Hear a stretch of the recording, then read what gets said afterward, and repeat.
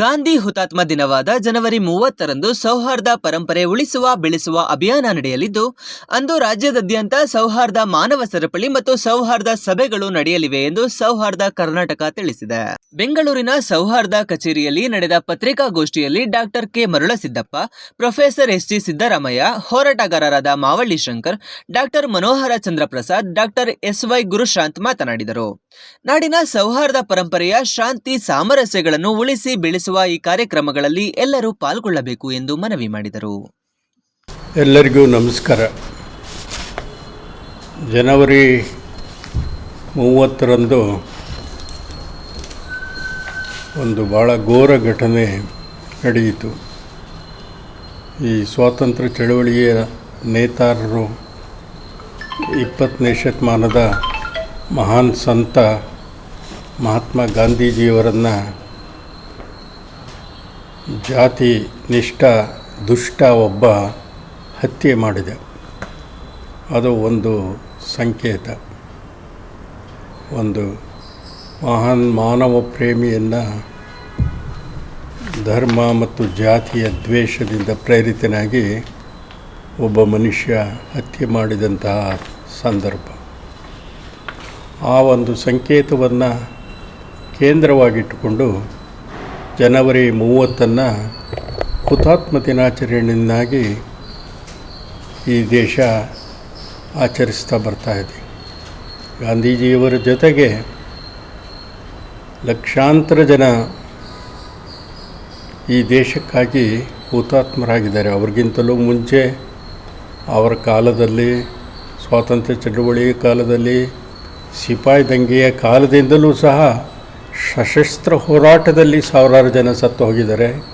ಅಹಿಂಸಾತ್ಮಕ ಹೋರಾಟದಲ್ಲಿಯೂ ಅನೇಕ ಜನ ಹತ್ಯೆಯಾಗುವುದರ ಜೊತೆ ಜೈಲಿಗೂ ಸೇರಿದ್ದಾರೆ. ಇದು ಏನು ಸೂಚಿಸುತ್ತೆ ಅಂದರೆ, ನಾವು ಗಳಿಸಿರುವ ಸ್ವಾತಂತ್ರ್ಯ ಏನಿದೆ ಇದು ಸುಲಭದಲ್ಲಿ ಬಂದದ್ದಲ್ಲ. ಲಕ್ಷಾಂತರ ಜನರ ತ್ಯಾಗ, ಬಲಿದಾನ, ಹುತಾತ್ಮರಾಗುವ ಮೂಲಕ ಈ ಸ್ವಾತಂತ್ರ್ಯ ಸಿಕ್ಕಿದೆ. ಈ ಸ್ವಾತಂತ್ರ್ಯವನ್ನು ಸಂರಕ್ಷಿಸಿಕೊಂಡು ಹೋಗಬೇಕಾದ್ದು ಎಲ್ಲರ ಜವಾಬ್ದಾರಿ. ಅದಕ್ಕೆ ಇರುವಂಥ ಆತಂಕಗಳನ್ನು ನಿವಾರಿಸಬೇಕಾದ್ದು ಸಹ ನಮ್ಮೆಲ್ಲರ ಜವಾಬ್ದಾರಿ. ಕಳೆದ 75 ವರ್ಷಗಳಿಂದ ಈ ದೇಶದಲ್ಲಿ ಅನೇಕ ಅಡ್ಡಿ ಆತಂಕಗಳ ನಡುವೆಯೂ ಪ್ರಜಾಪ್ರಭುತ್ವ ಸ್ಥಿರವಾಗಿ ನೆಲೆಯೂರಿ ನಿಂತಿದೆ, ಬೇರ್ಬಿಟ್ಟಿದೆ. ಅದಕ್ಕೆ ಕಾರಣ ಒಂದು ಅದ್ಭುತವಾದ ಸಂವಿಧಾನ. ಅಂತಹ ಒಂದು ಸಂವಿಧಾನದ ಆಶಯ ಮತ್ತು ಅದರ ಆಶ್ರಯದಲ್ಲಿ ಡಾಕ್ಟರ್ ಅಂಬೇಡ್ಕರ್ ಅವರು ಕೊಟ್ಟಂತಹ ಸಂವಿಧಾನದ ಆಶ್ರಯದಲ್ಲಿ ಈ ದೇಶದ ಪ್ರಜಾಪ್ರಭುತ್ವ ರೂಪಿತ ಹೊಂದುತ್ತಾ ಇದೆ.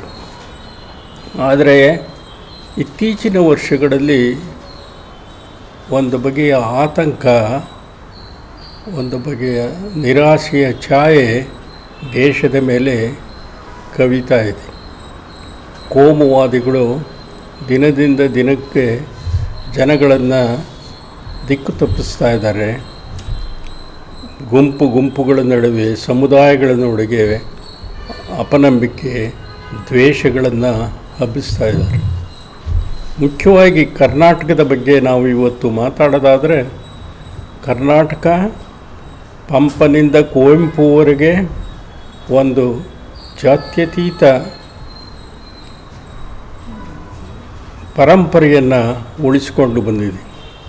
ಭಾಳ ಒಂದು ರೀತಿಯ ಆಶ್ಚರ್ಯ ಅಂದರೆ, ನಮ್ಮ ಆದಿಕವಿ ಪಂಪನೇ ಮನುಜಕುಲಂ ತಾನೊಂದೇ ಒಲಂ ಅಂತ ಹೇಳಿದರೆ, ಅಷ್ಟೇ ದೊಡ್ಡ ಕವಿ 20ನೇ ಶತಮಾನದ ಕುವೆಂಪು ವಿಶ್ವಮಾನವತೆಯನ್ನು ಎತ್ತಿ ಹಿಡಿದಿದ್ದಾರೆ. ಇದು ಒಂದು ಸಾಂಸ್ಕೃತಿಕ ಪರಂಪರೆ ಇದೆ, ಒಂದು ರಾಜ ಪರಂಪರೆ ಇದೆ.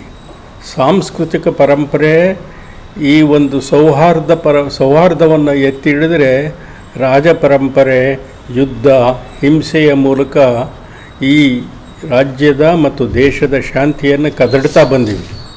ಒಂದು ರೀತಿಯಲ್ಲಿ ಆ ರಾಜ ಪರಂಪರೆ ಮತ್ತು ಸಾಂಸ್ಕೃತಿಕ ಪರಂಪರೆಯ ನಡುವಿನ ಸಂಘರ್ಷದಲ್ಲಿ ಜನ ಸಾಂಸ್ಕೃತಿಕ ಪರಂಪರೆಯನ್ನು ಅದರ ಪರವಾಗಿ ನಿಂತು ಆ ನೆನಪುಗಳನ್ನು ಉಳಿಸಿಕೊಳ್ಳುವತ್ತ ನಾವು ಯೋಚನೆ ಮಾಡಬೇಕಾಗಿ ಇವತ್ತಲೂ ಸಹ ಜನಸಾಮಾನ್ಯರೇನಿದ್ದಾರೆ ಬಹುಸಂಖ್ಯಾತರು ಶಾಂತಿಪ್ರಿಯರು ಸೌಹಾರ್ದ ಪ್ರಿಯರು.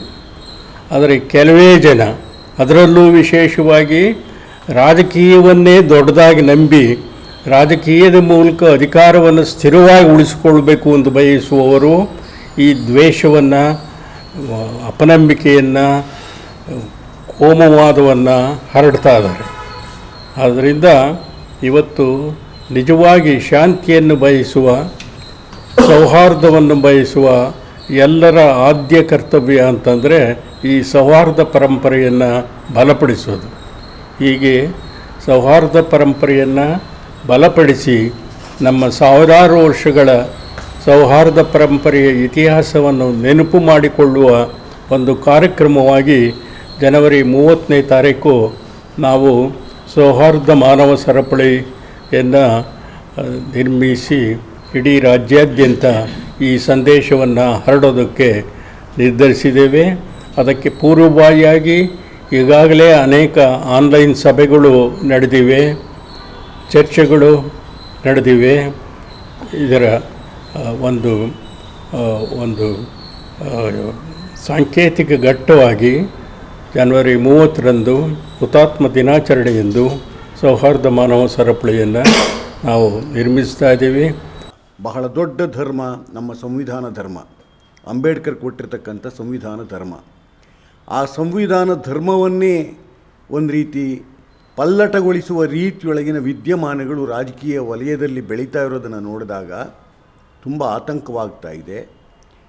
ಅದಕ್ಕೆ ಪೂರಕವಾಗುವ ರೀತಿಯೊಳಗೆ ಗಾಂಧಿ ಹತ್ಯೆಯನ್ನು ಅಣಕಗೊಳಿಸಿದ ರೀತಿಯೊಳಗೂ ಕೂಡ ಕೆಲವರು ನಡ್ಕೊಳ್ತಾ ಇರ್ತಕ್ಕಂಥದ್ದು, ಅಂಥವರೆಲ್ಲ ಮತ್ತೆ ಸಂಸತ್ತಿಗೆ ಆರಿಸಿ ಬರೋದು, ಇವುಗಳನ್ನು ನೋಡ್ತಾ ಇದ್ದರೆ ನಮ್ಮ ದೇಶ ಎತ್ತ ಸಾಗ್ತಾ ಇದೆ. ಇದು ಬಹಳ ನಮಗೆ ದಿನನಿತ್ಯವೂ ಕೂಡ ನಿದ್ದೆಯನ್ನು ಕಳೆದುಕೊಳ್ಳುವ ರೀತಿಯೊಳಗೆ ಕಾಡಿಸುತ್ತಿರುವಂಥ ಉರಿಯುವ ವರ್ತಮಾನ ಇದು. ಇಂಥ ಉರಿಯುವ ವರ್ತಮಾನದೊಳಗೆ ಜವಾಬ್ದಾರಿ ರಹಿತವಾಗಿ ಯಾವ ಪ್ರಜೆಯೂ ಕೂಡ, ಪ್ರಜ್ಞಾವಂತ ಪ್ರಜೆಯೂ ಕೂಡ ಕುಳಿತುಕೊಳ್ಳುವಂತಿಲ್ಲ. ಆ ಕಾರಣದಿಂದಲೇ ನಾವು ಇವತ್ತು 30ರ ಈ ವರ್ಷದ ಈ ಹುತಾತ್ಮರ ದಿನಾಚರಣೆಯನ್ನು ಒಂದು ಜಾಗೃತಿ ದಿನವಾಗಿ ಆಚರಿಸಬೇಕು ಅಂತಂದು ಮಾನವ ಸರಪಳಿಯ ಮುಖೇಣವಾಗಿ ಒಡೆಯುತ್ತಿರುವ ಭಾರತವನ್ನು ಒಂದುಗೂಡಿಸುವ ಕಾರ್ಯಕ್ರಮವಾಗಿ ಇದನ್ನು ರೂಪಿಸಿದ್ದೇವೆ. ಇದು ಬಹಳ ಮುಖ್ಯ. ಯಾಕೆಂತಂದರೆ ಒಡೆಯೋದು ಸುಲಭ. ಯಾಕೆಂದರೆ ಭಾವನಾತ್ಮಕವಾಗಿ ಈಗಾಗಲೇ ದೇಶವನ್ನು ಒಡಿತಾ ಇರೋದನ್ನು ನೋಡಿದ್ದೀರ. ಧರ್ಮದ ಅಫೀಮನ್ನು ಕೊಟ್ಟ ರೀತಿಯೊಳಗೆ ಭಾವನಾತ್ಮಕವಾಗಿ ಇಡೀ ದೇಶದ ಜನತೆಯನ್ನು ಒಡಿತಾ ಇದ್ದಾರೆ. ಆದರೆ ಬುದ್ಧಿಪೂರ್ವಕವಾಗಿ ವಿವೇಕಶಾಲಿಗಳಾಗಿ ಒಂದುಗೂಡಿಸುವುದಿದೆಯಲ್ಲ, ಇದು ಬಹಳ ಕಷ್ಟದ ಕೆಲಸ. ಅಂಥ ಕಷ್ಟದ ಕೆಲಸಕ್ಕೆ ಎಲ್ಲ ಪ್ರಜ್ಞಾವಂತ ಪ್ರಜೆಗಳೂ ಕೂಡ, ಜವಾಬ್ದಾರಿಯುತ ನಾಗರಿಕರು ಕೂಡ ತಮ್ಮ ಕ್ರಿಯಾಶೀಲತೆಯನ್ನು ತೋರಬೇಕಾಗಿರುವ ಅಗತ್ಯ ಇದೆ. ಆ ಹಿನ್ನೆಲೆಯೊಳಗೆ ಇವತ್ತು 30ನೇ ತಾರೀಕು ಎಲ್ಲ ಪ್ರಜ್ಞಾವಂತರೂ ಕೂಡ ಈ ಮಾನವ ಸರಪಳಿಯ ಮುಖೇಣವಾಗಿ ನಾವು ಒಗ್ಗೂಡಿದ್ದೇವೆ. ಇದು ಬಹುತ್ವ ಭಾರತ, ಬಹುಸಂಸ್ಕೃತಿಗಳ ಭಾರತ, ಬಹುಧರ್ಮದ ಭಾರತ, ಗಾಂಧೀಜಿ ಕಂಡ ಕನಸಿನ ಭಾರತ. ಆ ಕನಸನ್ನು ನನಸಾಗಿಸುವುದಕ್ಕೆ ನಾವೆಲ್ಲರೂ ಕೂಡ ಒಂದುಗೂಡಿ ಹೆಜ್ಜೆ ಇಡೋಣ ಎಂಬುದಾಗಿ ಈ ಮಾನವ ಸರಪಳಿಯನ್ನು ನಾವು ಕೈಗೊಂಡಿದ್ದೇವೆ. ಇದು ಕೇವಲ ಬೆಂಗಳೂರಿನಲ್ಲ, ಇಡೀ ರಾಜ್ಯದಾದ್ಯಂತ ಎಲ್ಲ ತಳಮಟ್ಟದ ಹಳ್ಳಿಗಳಿಂದ ಹಿಡಿದು ನಮ್ಮ ಬೆಂಗಳೂರಿನ ರಾಜಧಾನಿಯವರೆಗೂ ಕೂಡ ಇದು ಈ ಅರಿವಿನ ವಿಸ್ತರಣೆಯ ಕಾರ್ಯ ನಡೆಯಲಿ ಎಂಬುದಾಗಿ ನಾವೆಲ್ಲರಿಗೂ ಕೂಡ ಮನವಿ ಮಾಡಿಕೊಳ್ತಾ ಇದ್ದೇವೆ. ಜನವರಿ 30 ಒಬ್ಬ ಮತಾಂಧ ಗೂಡ್ಸೆಯಿಂದ ಹತ್ಯೆಯಾದಂತಹ ಗಾಂಧೀಜಿಯವರು ಕೊನೆಯದಾಗಿ ಹೇಳಿದ್ದು ಏರಾಮ್ ಅಂತ ಹೇಳಿ. ಆದರೆ ಇವತ್ತು ಅದೇ ರಾಮ ಇವತ್ತು ಇಡೀ ದೇಶದಲ್ಲಿ ಒಂದು ಉನ್ಮಾದವನ್ನು ಸೃಷ್ಟಿಸಿದ್ದಾನೆ. ಅವನಿಗಾಗಿ ಒಂದು ದೇವಸ್ಥಾನವನ್ನು, ಮಂದಿರವನ್ನು ಕಟ್ಟಿ ಆ ಮೂಲಕ ದೇಶದ ಜನ ಏನು ಒಂದು ಸಂಕಟಗಳನ್ನು ಅನುಭವಿಸ್ತಾ ಇದ್ದಾರೆ, ಅದನ್ನು ಮರೆಮಾಚಿ ಕೇವಲ ತಮ್ಮ ರಾಜಕೀಯ ಹಿತಾಸಕ್ತಿಗಾಗಿ ಇವತ್ತು ರಾಮನ ಬಳಕೆ ಆಗಿರೋದನ್ನು ನಾವು ಇಲ್ಲಿ ಗಮನಿಸಬೇಕು. ಗಾಂಧೀಜಿಯವರ ಚಿಂತನೆಗಳು ಬಗ್ಗೆ ಏನೇ ತಕರಾರುಗಳಿದ್ದಾಗಲೂ ಕೂಡ ಗಾಂಧೀಜಿಯವರಿಗೆ ದೇಶದ ಬಗ್ಗೆ, ದೇಶದ ಜನತೆಯ ಬಗ್ಗೆ ಇದ್ದಂಥ ಅಪಾರವಾದಂತಹ ಕಳಕಳಿಯನ್ನು ನಾವು ಯಾರೂ ಕೂಡ ಅಲ್ಲಗೆಳೆಯೋಕ್ಕೆ ಸಾಧ್ಯ ಇಲ್ಲ. ಆ ಕಾರಣಕ್ಕಾಗಿ ಗಾಂಧೀಜಿಯವರು ವಸಾಹತುಶಾಹಿ ಬ್ರಿಟಿಷರ ವಿರುದ್ಧ ನಿರಂತರವಾದಂತಹ ಒಂದು ಸಮರವನ್ನು ಅಹಿಂಸಾತ್ಮಕವಾಗಿ ಮಾಡಿದ್ದು ಚರಿತ್ರೆಯಲ್ಲಿ ದಾಖಲಾಗಿರುವಂಥದ್ದು. ಆದರೆ ಆ ಹೋರಾಟಗಳನ್ನು ಮತ್ತು ಅವರ ಸ್ವಾತಂತ್ರ್ಯಕ್ಕಾಗಿ ನಡೆದಂತಹ ಹೋರಾಟಗಳನ್ನು ಬ್ರಿಟಿಷರು ಪ್ರಜಾಸತ್ತಾತ್ಮಕವಾಗಿ ಎದುರಿಸಿದ್ರು. ಆದರೆ ಅವರು ಗಾಂಧಿಯವರನ್ನ ಯಾವುದೇ ಕಾರಣಕ್ಕೂ ಕೊಲ್ಲುವಂತಹ ಒಂದು ಕ್ರೌರ್ಯವನ್ನು ಅವರು ತೋರಿಸಲಿಲ್ಲ. ಆದರೆ ಯಾವ ಭಾರತೀಯರು ಅಂತ ಹೇಳುವಂಥ ಈ ಜನ ಗಾಂಧೀಜಿಯವರನ್ನು ಸ್ವಾತಂತ್ರ್ಯದ ಕೇವಲ 5 ತಿಂಗಳಲ್ಲೇ ಅವರನ್ನು ಕೊಲ್ಲುವಂಥ ಒಂದು ನೀಚ ಪ್ರವೃತ್ತಿ ಈ ದೇಶದಲ್ಲಿ ನಡೆದಿರುವುದು ಒಂದು ದುರಂತ. ಆದರೆ ಗಾಂಧೀಜಿಯವರ ವಿಚಾರಧಾರೆಗಳನ್ನು ಅವರು ಕೊಲ್ಲಕ್ಕಾಗೋದಿಲ್ಲ, ಅದು ಜನಮಾನಸದಲ್ಲಿದೆ. ಇಂಥ ಒಂದು ದುರಿತಗಾಲದಲ್ಲಿ ಸ್ವಾತಂತ್ರ್ಯದ ಹೋರಾಟಗಾರರ ಕನಸುಗಳು ಮತ್ತು ನಾವು ನಂಬಿರುವಂಥ ನಮ್ಮ ಸಂವಿಧಾನ ಒಂದು ಜಾತ್ಯತೀತ ಮೌಲ್ಯವನ್ನು, ಒಂದು ಸಮಾಜವಾದಿ ಚಿಂತನೆಯನ್ನು ನಮ್ಮ ಸಂವಿಧಾನ ಹೊಂದಿರುವಂಥದ್ದು. ಆದರೆ ಅದೆಲ್ಲವನ್ನೂ ಕೂಡ ಇವತ್ತು ಸಂಪೂರ್ಣವಾಗಿ ಕಡೆಗಣಿಸುವ ರೀತಿಯಲ್ಲಿ ನಡೀತಾ ಇದೆ. ಇವತ್ತು ನೋಡಿ, ಸಂಸತ್ತು ಅನ್ನುವಂಥದ್ದು ಅದು ನಮ್ಮ ಶ್ರೇಷ್ಠವಾದಂತಹ ನಮ್ಮ ಬದುಕನ್ನು ಕುರಿತು ಅಲ್ಲಿ ಚರ್ಚೆಗಳಾಗಬೇಕು. ಆದರೆ ಇವತ್ತು ಏನಾಗಿದೆ, ಅದು ಸಂಸತ್ತನ್ನು ಒಂದು ವೈದಿಕರ ಒಂದು ಆಡಂಬಲವಾಗಿದೆ ಇವತ್ತು. ಇದು ಯಾವತ್ತೂ ಆಗಿರಲಿಲ್ಲ ಈಗ ಈ ರೀತಿ. ಸೊ ಇದು ಯಾಕೆ ಆಗ್ತಾ ಇದೆ, ಇದನ್ನು ನಮ್ಮ ನಾಡಿನ ಜನತೆ ಇದನ್ನು ಸೂಕ್ಷ್ಮವಾಗಿ ಗಮನಿಸಬೇಕು. ಹಾಗಾಗಿ ಗಾಂಧೀಜಿಯವರ ಜೀವನದ ಮೌಲ್ಯಗಳು ಅವು ಸದಾಕಾಲ ಭಾರತೀಯ ಮನಸ್ಸುಗಳನ್ನು ಅದು ಕಲಕಬೇಕು. ಆ ಕಾರಣಕ್ಕಾಗಿ ನಮ್ಮ ಸೌಹಾರ್ದ ಕರ್ನಾಟಕ ಪ್ರತಿ ವರ್ಷ ನಾವು ಈ ಕಾರ್ಯಕ್ರಮವನ್ನು ನಾವು ಹಮ್ಮಿಕೊಂಡಿದ್ದೇವೆ. ಅದೇ ರೀತಿ ಈ ಬಾರಿ ಸೌಹಾರ್ದತೆಗಾಗಿ ಕೈ ಜೋಡಿಸೋಣ ಅನ್ನುವಂಥ ಒಂದು ಘೋಷವಾಕ್ಯದ ನಾವು ಸೌಹಾರ್ದ ಮಾನವ ಸರಪಳಿಯನ್ನು ಕಾರ್ಯಕ್ರಮವನ್ನು ಹಮ್ಮಿಕೊಂಡಿದ್ದೇವೆ. ಅದಕ್ಕೆ ನಾಡಿನ ಅನೇಕ ಚಿಂತಕರು, ವಿದ್ಯಾರ್ಥಿ ಯುವಜನರು, ಜನಪರ ಹೋರಾಟಗಾರರು ಈ ಕಾರ್ಯಕ್ರಮಕ್ಕೆ ಎಲ್ಲರೂ ಕೂಡ ಕೈ ಜೋಡಿಸ್ತಾ ಇದ್ದಾರೆ. ಕರ್ನಾಟಕದ ಸೌಹಾರ್ದ ಪರಂಪರೆಯನ್ನು ಉಳಿಸುವ ಮತ್ತು ಬೆಳೆಸುವ ಒಂದು ಬಹುದೊಡ್ಡ ಆಂದೋಲನವನ್ನು ನಡೆಸಬೇಕು ಅನ್ನುವಂಥದ್ದು ಸೌಹಾರ್ದ ಕರ್ನಾಟಕದ ಎಲ್ಲ ಗೆಳೆಯರ ಒಂದು ನಿರ್ಧಾರ. ಭಾಳ ಮುಖ್ಯವಾಗಿ ಇವತ್ತು ಈ ಸೌಹಾರ್ದ ಕರ್ನಾಟಕ ಎಲ್ಲ ಸಮಾನ ಮನಸ್ಕರೆಲ್ಲರನ್ನೂ ಒಳಗೊಂಡಂಥ ಒಂದು ವೇದಿಕೆಯಾಗಿ ನಾಡಿನ ಶಾಂತಿ ಸಾಮರಸ್ಯವನ್ನು ಕಾಪಾಡುವ ದಿಕ್ಕಿನಲ್ಲಿ ತನ್ನನ್ನು ತಾನು ಹಲವು ರೀತಿಯಲ್ಲಿ ತೊಡಗಿಸಿಕೊಂಡಿರುವಂಥದ್ದು. ಈಗಾಗಲೇ ಕರ್ನಾಟಕದಂಥ ನಮ್ಮ ರಾಷ್ಟ್ರಕವಿ ಕುವೆಂಪುರವರು ಹೇಳಿದಂಥ ಸರ್ವ ಜನಾಂಗದ ಶಾಂತಿಯ ತೋಟವಾಗಿದ್ದಂಥ ಕರ್ನಾಟಕದಲ್ಲಿ ದ್ವೇಷದ ಕಿಡಿಗಳನ್ನು ಹೊತ್ತಿಸುವಂಥ ಕೃತ್ಯಗಳು ನಿರಂತರವಾಗಿ ನಡೀತಾ ಇದ್ದಾವೆ. ಇಲ್ಲಿಯ ಸೌಹಾರ್ದತೆಯ ಸಂಸ್ಕೃತಿಗೆ ವ್ಯತಿರಿಕ್ತವಾದಂತಹ ದ್ವೇಷದ ಸಂಸ್ಕೃತಿಯನ್ನು ರೂಢಿಸುವಂಥ ಪ್ರಯತ್ನಗಳು ನಡೀತಾ ಇದ್ದಾವೆ. ಅದು ಚುನಾವಣೆಗಳ ಸಂದರ್ಭದಲ್ಲೂ ನೋಡಿದ್ದೇವೆ, ಅಥವಾ ಬೇರೆ ಬೇರೆ ಸಾಮಾಜಿಕ ಸಂದರ್ಭಗಳಲ್ಲೂ ಕೂಡ ನಡೀತಾ ಇರುವಂಥ ವಿದ್ಯಮಾನಗಳು ಅದನ್ನು ಎತ್ತಿ ತೋರಿಸ್ತಾ ಇದ್ದಾವೆ. ಆದರೆ ಮೂಲತಃ ನಮ್ಮ ನಾಡಿನ ಜನ ಸೌಹಾರ್ದತೆಯಲ್ಲಿ ನಂಬಿಕೆ ಇಟ್ಟಂಥವರು.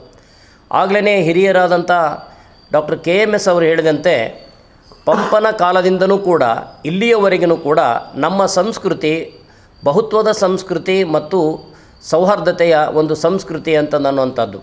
ಇದು ಯಾವತ್ತೂ ಕೂಡ ಅಧಿಕಾರದಲ್ಲಿರುವವರಿಗೆ ಮುಖಾಮುಖಿಯನ್ನಾಗಿ ಎದುರಿಸ್ತಾ ಬಂದಿರುವಂಥದ್ದು ಕೂಡ ಇದೆ ಅಂತ ಅನ್ನುವಂಥದ್ದು.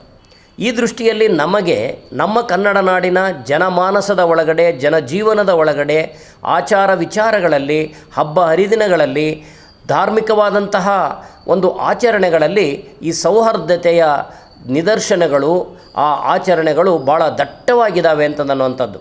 ಇಡೀ ಕರ್ನಾಟಕದ ಎಲ್ಲ ಕಡೆಗಳಲ್ಲಿ, ಪ್ರತಿಯೊಂದು ಭಾಗದಲ್ಲಿ, ಅದು ಉತ್ತರ ಕರ್ನಾಟಕ, ಈಗೇನು ಹೈದರಾಬಾದ್ ಕರ್ನಾಟಕ ಇದ್ದಂಥದ್ದು ಕಲ್ಯಾಣ ಕರ್ನಾಟಕ ಆಗ್ಬೋದು, ದಕ್ಷಿಣ ಕರ್ನಾಟಕ ಆಗ್ಬೋದು, ಕರಾವಳಿ ಕರ್ನಾಟಕ, ಮಧ್ಯ ಕರ್ನಾಟಕ, ಎಲ್ಲ ಕಡೆಗಳಲ್ಲೂ ಕೂಡ ಇಂಥ ಸೌಹಾರ್ದತೆಯ ಒಂದು ಮೌಲ್ಯಗಳನ್ನು ಎತ್ತಿ ಹಿಡಿದಂತಹ, ಬದುಕಿದಂತಹ ಅನೇಕ ಉದಾಹರಣೆಗಳಿದ್ದಾವೆ. ಆ ಕಾರಣದಿಂದನೇ ಕರ್ನಾಟಕ ರಾಜ್ಯ ಇವತ್ತು ದೇಶದಲ್ಲಿನೇ ಒಂದು ಗಮನ ಸೆಳೆಯುವ ರೀತಿಯಲ್ಲಿ ಒಂದು ಮುಂಚೂಣಿಯಲ್ಲೂ ಕೂಡ ಬೆಳೀತಾ ಬಂದಂತಹ ಒಂದು ಸ್ಥಿತಿಯನ್ನು ಕೂಡ ಅದು ಪಡೆದಿದೆ ಅಂತ ಅನ್ನುವಂಥದ್ದನ್ನು ಕೂಡ ನಾವು ಗಮನಿಸಬೇಕು.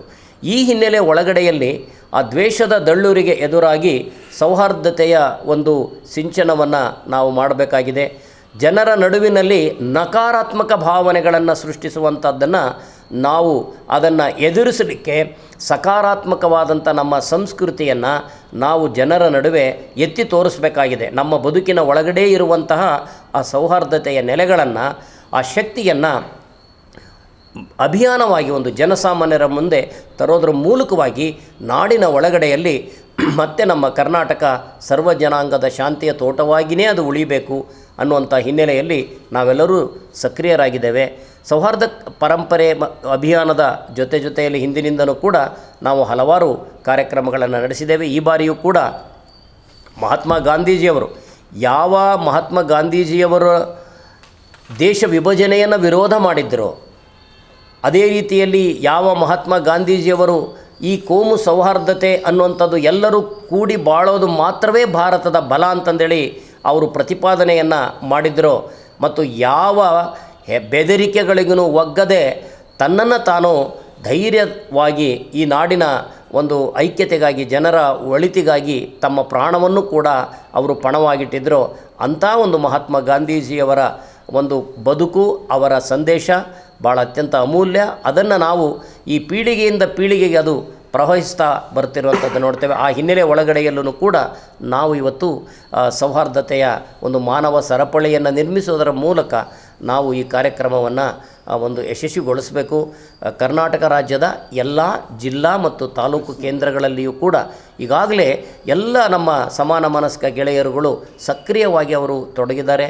ಆ ಒಂದು ಆಚರಣೆಯನ್ನು ಮಾಡಲಿಕ್ಕೆ, ಆ ಒಂದು ದಿನವನ್ನು ಆಚರಿಸಲಿಕ್ಕೆ, ಸೌಹಾರ್ದತೆಯ ಮಾನವ ಸರಪಳಿ ಮತ್ತು ಸೌಹಾರ್ದ ಸಭೆಗಳನ್ನು ನಡೆಸಲಿಕ್ಕೆ ಸಿದ್ಧತೆಗಳು ನಡೆದಿದ್ದಾವೆ ಅಂತ ಅನ್ನುವಂಥದ್ದು.